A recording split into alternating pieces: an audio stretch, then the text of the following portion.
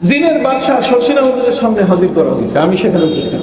জিনের বাদশাহ, এই জিন ছাত্র বহুত ধরেছে। আমি শশীনা মাদ্রাসায় যখন শিক্ষক, আমি রাতে ওয়াজ করে যখন ফিরতেছি একলা রাত ৩টার সময়, মাঝিমিয়া নৌকা থেকে আমাকে নামাই দিল শশীনা ঘাটে।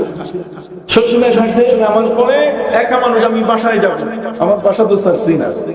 তখন শশীনা মাদ্রাসায় আমি শিক্ষক, বুঝতে পারলেন কথা? আমি শশীনা মাদ্রাসায় এখন ওই যে মেইন গেট যেটা, তার সাথে নদীর পাড়ে বিশাল পুকুর ছিল একটা।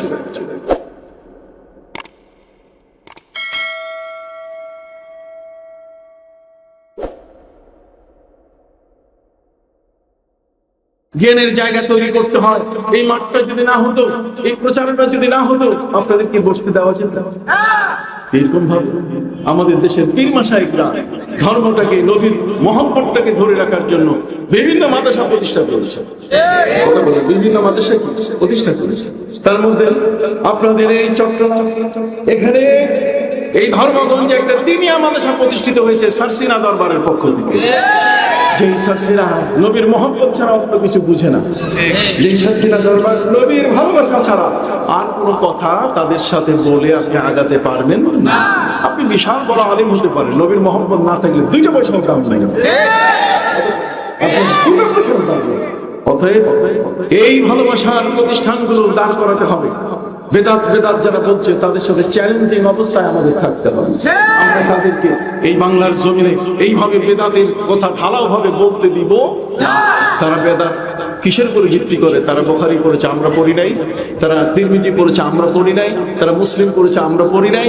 তারা তাওরাত পড়েছে, আমরা কি পড়ি নাই? তারা কামিল পড়েছে, আমরা কি পড়ি নাই? অবশ্যই পড়েছি। এখানে মন মতো ইচ্ছা মতো নবীর সম্পর্কে বিষোদ্গার করে ওই সমস্ত কথা বলে আমাদের এই সরল সোজা মানুষগুলোকে নষ্ট করবে, সেই সুযোগ আমরা দিব না। আপনি কি একমত? একমত? এই জন্য দ্বীনিয়া মাদ্রাসা এখানে হয়েছে, আপনি কি জানেন? জানেন না বোধ হয়। দ্বীনিয়া মাদ্রাসা একটা হয়েছে এখানে। এই দ্বীনিয়া মাদ্রাসার জন্য একটা জমি দরকার। কি দরকার? একটা ছোট্ট জমি দরকার। আর সেই জমি 2-3 শতক। আমি জানি না এখানে কোনো ব্যক্তি এমন আছেন কিনা। এখানে এই জমিনের মধ্যে যদি এই প্রতিষ্ঠানটা হয়, আপনি দেখবেন এই দুনিয়ার মধ্যেই আল্লাহ তাআলা আপনাকে জান্নাতে যাওয়ার একটা উপহার দিয়ে দিবেন। এখানে যতবার কোরআন পড়া হবে, নবীর মহব্বতের যত চর্চা হবে, ততই আপনি এগিয়ে যাবেন, আল্লাহর জান্নাতের অধিকারী হবেন। ভালো মতো মাথায় চিন্তা করুন। আমি ওয়াজটা শেষ করি, আপনারা কে একটু জায়গা দিবেন এই মাদ্রাসা করার জন্য? একটু জায়গা আপনাদের কাছে আমি 4টা জরুরি। কয়টা? একটা হলো যে তার নাম খারিজ করার জন্য আল্লাহ ব্যবস্থা করলেন কি? সূর্য আসর বানায় দিলেন। এখন কে আসামি আছে? জোরে বলেন। দ্বিতীয় নম্বর হলো যে যেহেতু ঘোড়াগুলো মেরে ফেলছেন, এই জন্য আল্লাহ ঘোড়ার বদলে বাতাস দিয়ে দিলেন, যে বাতাসকে ব্যবহার করো, বাতাসকে ব্যবহার করো। মুখের হুকুমে বাতাসকে তিনি যা বলতেন তাই হয়ে যায়। বলি সুলাইমান ফিহা আসিফা, নবী সুলাইমানের হাতে আল্লাহ বাতাসকে কন্ট্রোল করে দিলেন। বাতাসকে বলতে যখন 400 মাইল স্পিডে, 400 মাইল স্পিডে তার সিংহাসন নিয়ে যায়।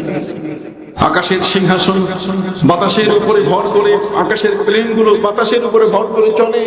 অতএব নবী সুলাইমান আলাইহিস সালাম তার সিংহাসন চালাচ্ছেন, সিংহাসন আসতেছে। এই সিংহাসনের আগমনের বার্তা শুনে এক পিপলিকা রানী, পিঁপড়ার রানী, পিঁপড়া গুলোকে বলল, উদখুলু মাসাকিনাকুম, তোমরা সমস্ত পিঁপড়া গর্তের মধ্যে ঢুকো। এই কথাটা জিন জাতি শুনে ফেলছে। আশপাশে তো বহু জিন আছে। এই যে আমি ওয়াজ করতেছি, আপনি মনে করেন শুধু আপনি ওয়াজ শুনতেছেন? আমার অনেক শাগির্দ আছে আশপাশে যারা জিন। আমার জীবনে বহু ছাত্রকে আমি ধরেছি, এই জিন ছাত্র বহু ধরেছি। আমি শশীনা মাদ্রাসায় যখন শিক্ষক, আমি রাতে ওয়াজ করে যখন ফিরতেছি একলা রাত 3টার সময়, মাঝিমিয়া নৌকা থেকে আমাকে নামাই দিল শশীনা ঘাটে। শশীনা ঘাটে নামার পরে একা মানুষ, আমি বাসায় যাব, আমার বাসা তো শশীনা। তখন শশীনা মাদ্রাসায় আমি শিক্ষক, বুঝতে পারলেন কথা? আমি শশীনা মাদ্রাসায় এখন ওই যে মেইন গেট যেটা, তার সাথে নদীর পাড়ে বিশাল পুকুর ছিল একটা। এটা এখন ভরাট করা হয়েছে। এই পুকুরের পাশে রেন্ট্রি গাছ অনেকগুলো ঘাটের পাশে দাঁড়া। আমি যখন অতিক্রম করছি তখন দেখি যে পুরো একটা গাছ খালি লড়তেছে, পুরা গাছ। ওইটা দেখলে গায়ের পশম খারাপ হয়ে যায় না? তো আমি তো ওই সময় আরো তাজা ছিলাম, মোটেই ভয় ছিল না। বুঝেন না, একা কোনো খাদেম নাই, কেউ নেই। এখন তো খাদেম ছাড়া চলতে পারি না, তো খাদেম কেউ নাই।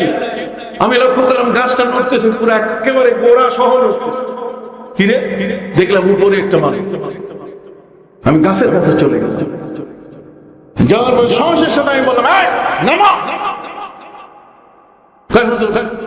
আপনি একটু হাত বাড়াই দেন। আমি হাত বাড়ালাম, আমার হাতের উপর ভর করে একটা কষ্ট করে সে নামলো। এরপর আমি ধরে তাকে দেখলাম এটা স্যার সিনার ছাত্র, ওকে আমি আমার রুমে নিয়ে গেলাম। রুমে নেওয়ার পরে এখন তো জিন ওর উপরে ভর করে আছে, জিনেই তাকে নিয়ে আসছে মেরে ফেলার কথা, বুঝতে পারছেন? ঘর থেকে বের করে নিয়ে আসছে। তাই বললাম, তুমি এখানে আসছো কেন? হুজুর ও আমার সাথে বেয়াদবি করছে, ও আমি যেখানে কাজ করতেছি আমার কাজের উপরে পা রেখে সে যাচ্ছে। তো যে কারণে আমি রাগ হয়ে গেছি, আমি সিদ্ধান্ত নিচ্ছি আজ মেরেই ফেলে। আজকে আপনি আপনার চোখের সামনে পড়ে গেছি। তাই বললাম যে তোমার পরিচয়। হুজুর আমি আপনার এখানে আলেম পড়ি। ওই জিন আমার শর্ষিনা মাদ্রাসায় কি পড়ে? আলেম পড়ে। হুজুর অনেক ছাত্র, অনেক ছাত্র, তুমি এই কাজটা করলা, এটাও তো আমার ছাত্র, তুমি ছাত্র ভাইকে এইভাবে মেরে ফেলবে, এটা হয়? হুজুর কান ধরতেছি। আমি ধরো কান, পুরা কান ধরে ফেললো। কথা বললাম, আমি যে তুমি এখন থাকবে না যাবা? হুজুর আপনি যা বলেন, আমি থাকতে চাই না, ভয় লাগতেছে, আপনি যদি কিছু করেন তো আমি আমাকে যাইতে দেন। যাও। তাহলে কিভাবে? ওই জানলাটা একটু বাতাসে মরবে, আপনি মনে করেন আমি গেছি। কথা বুঝতে পারছেন? জিনের বাদশাহ শর্ষিনা হুজুরের সামনে হাজির করা হয়েছে, আমি সেখানে উপস্থিত। জিনের বাদশাহ শরীয়তপুরের আমার উস্তাদ আব্দুল মজিদ ডামুড্ডা। শরীয়তপুরে একটা জায়গা আছে, নাম কি? ডামুড্ডা। হ্যাঁ, ডামুড্ডা। ডামুড্ডার মৌলানা আব্দুল মজিদ সাহেব যিনি আমার উস্তাদ, উনি হচ্ছে জিনের রাজা। উনি জিন বোতলে ঢুকায়, জিন ওনাকে যথেষ্ট ভয় করে। উনি শর্ষিনা মাদ্রাসার বোর্ডিং সুপার, বুঝতে পারছেন কথা? তার ছেলে এখন আমেরিকা থাকে, রহমতুল্লাহ প্রিয় মানুষ আমার, যেহেতু তার বাবা আমার উস্তাদ, আমি বহুবার তার বাড়িতে ওয়াজ করতে গেছি, হুজুরের কবর যাওয়া। তো উনি ওই একজন জিন রুগী কোনো মতেই তাকে ছাড়াইতে পারে না। তো শর্ষিনা হুজুর ওনাকে ডেকে এনে বলছেন, শর্ষিনার আবু জাফর মোহাম্মদ সালেহ রহমতুল্লাহ আলাইহি আমার পীর। আমি হুজুর সামনে বসাইয়া বসে যে মৌলানা সাহেব বলেন কি করবে? হুজুর ওর বাদশাকে ডেকে নিয়ে আসি, এই ডিস্টার্ব করে কেন? তখন তাকে ছেড়ে দিতে হবে। উনি জিন ধরে ফেলছেন পুরা। জিন এখন যাওয়ার কোন উপায় নাই।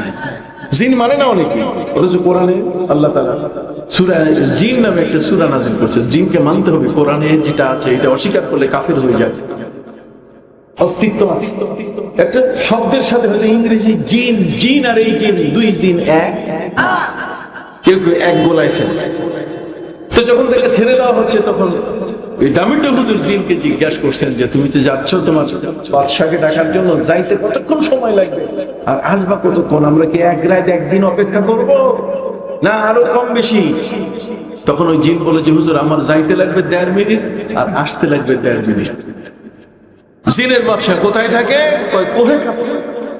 কোহে কাপ বুঝেন? কাপ মানে একটা কাপ আছে আর একটা সাপের মতো, মুখটা মোটা, দুইটা চোখ আছে আর লেজটা ঘুরাইয়া মুখের কাছাকাছি ছোট্ট একটু ফাঁক আছে, এটার নাম কুল হুয়াল্লাহু আহাদ। এই কোলের মধ্যে যে কাপটা, এটা হলো কোহে কাপ। কোহ মানে পাহাড়, কোহে তুর, কোহে তুর মানে তুর পাহাড়। কোহ এটা ফার্সি শব্দ, এই জন্য কোহে কাপ, কাফের আকৃতিতে।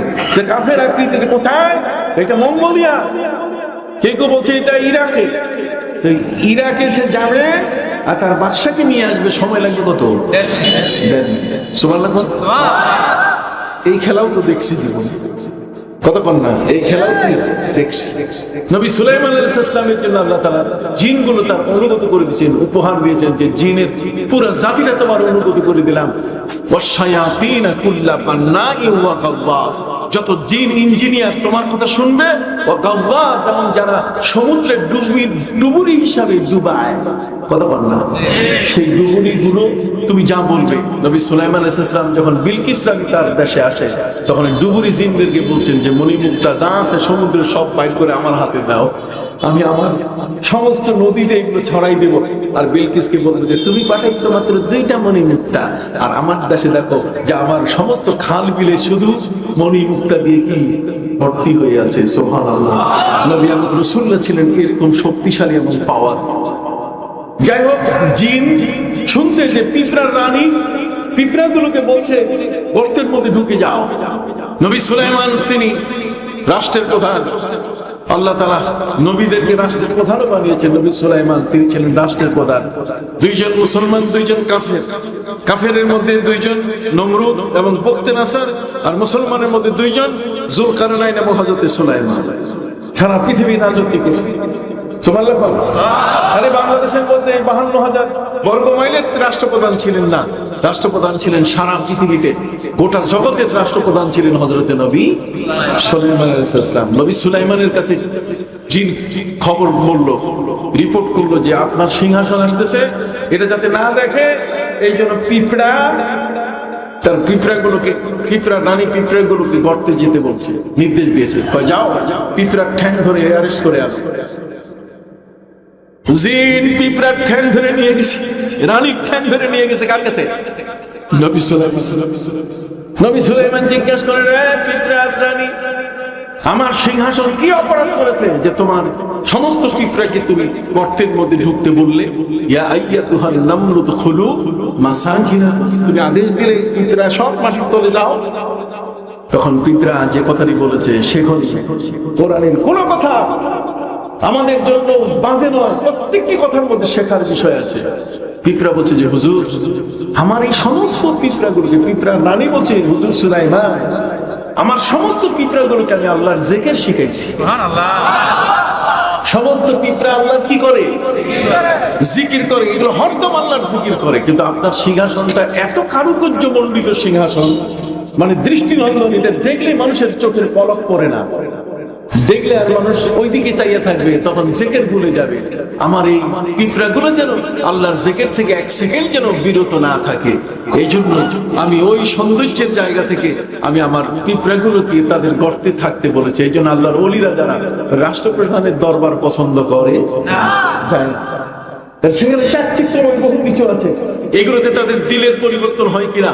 ইভেন পৃথিবীতে ওলিয়া উলিয়া যারা সরকারি জায়গা, সরকারি বরাদ্দ সহজে গ্রহণ করতেন না, কারণ করতে গেলেই তখন তাদের অধীনস্থ হতে হবে।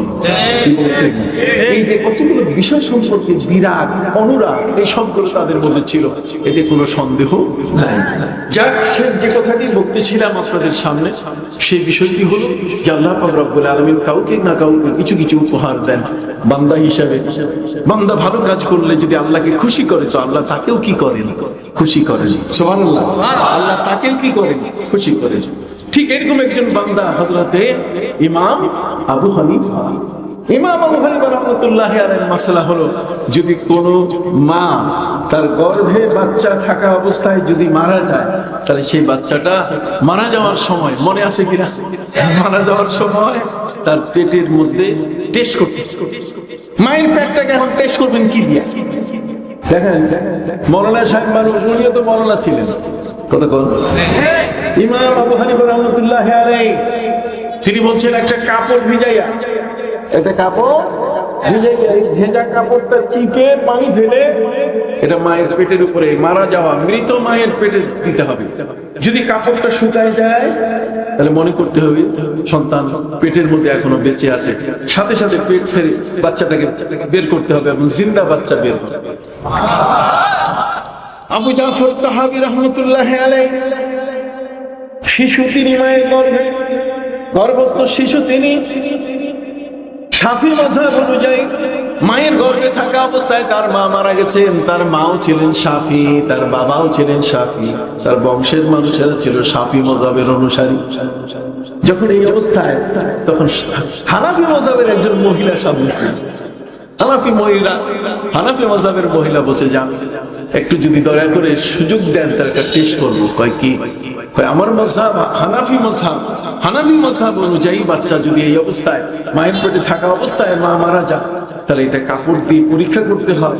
কাপড়টা যদি শুকায় যায়, তাহলে মনে করতে হবে বাচ্চা কি জীবিত। একটা সুযোগ দেন। ওরা বলছে চমৎকার, দেখো কাপড় ভিজাইয়া চিপে পানিটা ফেলে দিয়ে মায়ের পেটে দেওয়ার পরে কাপড় শুকায় গেছে। পেট ফেরে বাচ্চা বের করা হলো, জিন্দা বাচ্চা, যিনি হলেন আবু জাফর তাহাবী রাহমাতুল্লাহি আলাইহি। বড় হওয়ার পর উনি জানলেন যে আমার বাপ মা শাফি, ওই মজাবে থাকলে তো আমি একদিন কবরে মাটি হয়ে যেতাম, পচে যেতাম। কিন্তু হানাফি মজাব হচ্ছে এমন একটা সুন্দর মজাব, যে মজাবের কারণে আমি পৃথিবীতে বেঁচে আসছি। আমি মায়ের পেট থেকে জীবিত অবস্থায় আল্লাহ আমাকে পৃথিবীতে এনেছেন। কথা বুঝতে পারছেন? অতএব এই কারণে তিনি হানাফি মজহাবের উপরে বড় হাদিসের দুটো কিতাব লিখেছেন, শারহ মানিল আসার, মুশকিলুল আসার, দুটো কিতাব লিখেছেন। যে কিতাবের কারণে এই বাংলাদেশ নয়, সারা পৃথিবীর হানাফি মজহাবের আলেমদের বিশাল দলিলের দুইটা পুস্তক, একটা হলো শারহ মানিল আসার, আরেকটা হলো মুশকিলুল আসার। তিনি বলছেন যে যেই মজহাবের অনুসরণে আমি মায়ের পেট থেকে, মরা মায়ের পেট থেকে পৃথিবীতে জিন্দা হয়ে আসছি, কাজে সে মজহাবটা একটা সত্য মজহাব। এখন প্রশ্ন হলো, আমার নবীজির জ্ঞান ভান্ডারের মহাসাগরে ইমাম আবু হানিফা জাল ফেলেছেন, কি বলেন ঠিক কিনা? কি ফেলেছেন? জাল।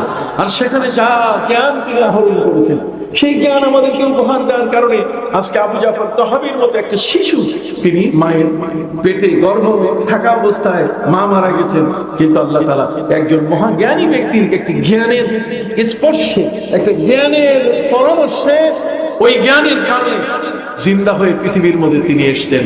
তাহলে সেই জ্ঞানবান ব্যক্তির জ্ঞানীর কাছে আমরা ঋণী কিনা? হাত উঁচু করে আমরা শুধু সরাই দিলাম, আমরা শুধু বললাম না না ইমাম হানিফা কেউ না, সরো, ইমাম শাফি কেউ না, ইমাম মালিক কেউ না। আস্তে আস্তে আমরা সরাই দিয়ে দিলাম। আমি ইউটিউবার ভাইদের মাধ্যমে মেসেজ দিতে চাই, তোমরা মুযহাব মানবে না, লা মুযহাবি এই শব্দটার উচ্চারণ করবে না। এরা বড় বড় জ্ঞানী, ওয়াকুল্লুহুম মির রাসূলিল্লাহি মুলতামিসুন আরাফান মিনাল বাহরি আও রাশাফান মিনাদ দিয়ামি। অতএব তারা প্রত্যেকেই সেই জ্ঞান ভান্ডার থেকে ওই জ্ঞান অর্জন করেছেন। সেই জ্ঞান অর্জনের ক্ষেত্রে আমরা পরিষ্কার করে বলতে চাই যে আমাদের প্রিয় নবী সাল্লাল্লাহু আলাইহি ওয়াসাল্লামের যে মহা জ্ঞান ভান্ডার, তার কাছ থেকে গিয়েই আমরা আল্লাহর পরিচয় পাচ্ছি, তাকে মহব্বত করে। এই জন্য আল্লাহ বলেন, কুল ইন কুনতুম তুহিব্বুনাল্লাহ ফাত্তাবিউনি ইউহিব্বুকুমুল্লাহ, আমাকে অনুসরণ করো, আমাকে মানো। আমি কিভাবে খেয়েছি, কিভাবে নামাজ পড়েছি, আপনি বলছেন বুকে হাত বান্দার হাদিস। আবু বকর সিদ্দিক রাদিয়াল্লাহু তাআলা নবীর পিছনে সারা জীবন নামাজ পড়লেন, কই উনি তো বুকে হাত বাঁধেন নাই। কথা বল, আপনি যেটা আনছেন এটা তো এমনি বাতিল হয়ে গেছে আগে। সময়ের কারণে কোনো আইন অ্যামেন্ডমেন্ট হয়, কোন আইনে সংশোধনী, যেগুলো সংশোধনী এসছে, যেগুলো বাতিল হয়ে গেছে, এগুলো আবার নতুন করে আনতেছেন কেন? কথা বুঝেন? জোরে আমিন বলা আপনি পাইলেন কই? জোরে আমিন বলার একটা কথা আপনি বলছেন ঈদে মিলাদুন নবী হাদিসে কোরআনের কোথাও নাই। তাহলে জোরে আমিন বলা কোরআনের কোন জায়গায় আছে একটু দেখান। এক জায়গায় আপনি পারবেন না দেখাইতে, বুঝতে পারছেন? এগুলো অনেক কথা, আর আমি আপনাদের সময় নষ্ট করতে চাই না। আপনারা আমাকে ক্ষমা করবেন। আমার একটা কেমন জানি বদ অভ্যাস হয়ে গেছে যে যখন আলোচনা শুরু করি তখন আর ঘড়ির দিকে তাকাই না। কথা বুঝেন? যখন আলোচনা করি তখন আর এদিকে দেখারও কোনো সুযোগ হয় না। মনে হয় এই মানুষগুলোকে দুটো কথা আরো যদি বলতে পারতাম, সময় যদি একটা ভালো অবস্থানে আসতাম। কি বলেন, ঠিক না? আজকে আমাদের সেই সারসিনা দরবার, আমার জ্ঞানের জন্মস্থান কিন্তু সরসিনা, আমার জ্ঞানের জন্মস্থান। আমি যত কথাই বলি এগুলো সবগুলো প্রোডাক্ট কোন জায়গা থেকে? সারসিনা, এই মহানের দরবার।